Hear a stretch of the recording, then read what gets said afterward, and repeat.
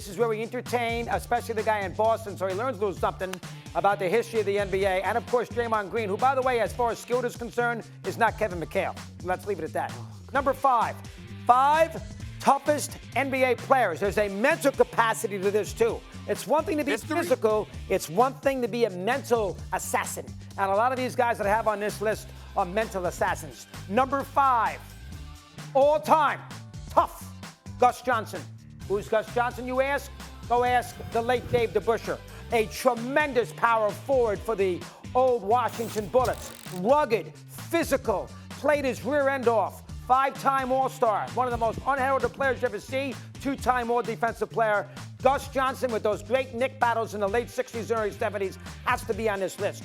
Number 4, without any question whatsoever, do I have who's 4? You're going to put Cowens 4? Fine by me. Go ahead. Put Dave Cowens 4. Dave Cowens was as good a 6'8 center as you were ever going to see in the NBA. He won an MVP, he won 2 NBA championships, he won a Rookie of the Year, and he's in the Hall of Fame. This man played against Wilt, this man played against Kareem, this man played in an era where they were their centers. Dave Cowens was also the MVP. The team won 68 games. Remember that famous play when he's sliding across the floor with the basketball across the timeout in the 74 final? Dave Cowens, don't even argue it. Number 4.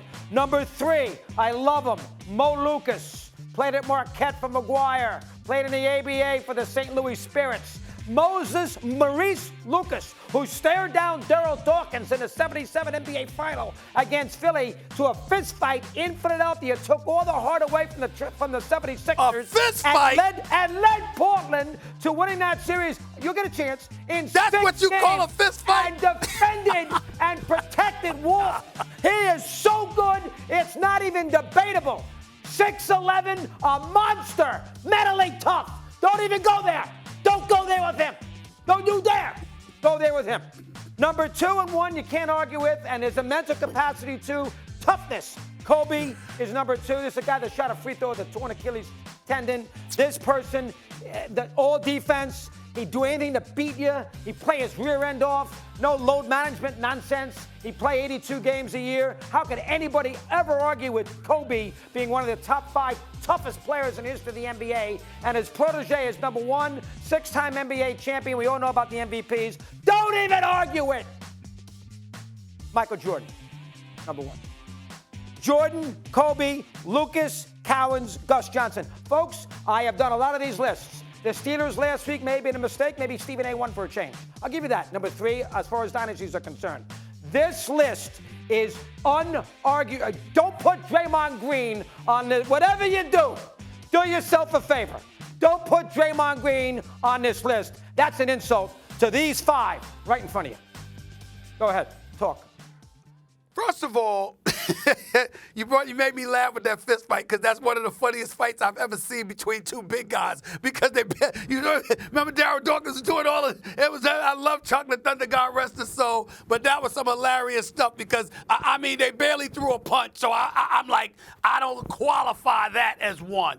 Look. I'm not going to throw shade on your list. I'm trying to fix my mic here. I don't know why this damn thing keeps falling off, so I apologize for that. But I'm gonna sit there and say this to you, Dougie. I don't know why. When you look at the list, I don't have any issue with your top 4. Maurice Lucas was an enforcer, no doubt about it. Dave Cowens was a champion. Personified, and everything you said about him was right on point. Of course, I'm not questioning Jordan and Kobe. All of them, maybe with the exception of Lucas, may have Draymond Green beat offensively. Defensively, I'm talking about guys on the interior and what they're able to do. You got Gus Johnson, you got Maurice Lucas, you got Dave Cowens, fine. Here's where I would challenge you with Maurice Lucas and Gus Johnson. I'd actually put Cowens at 3 ahead of Lucas.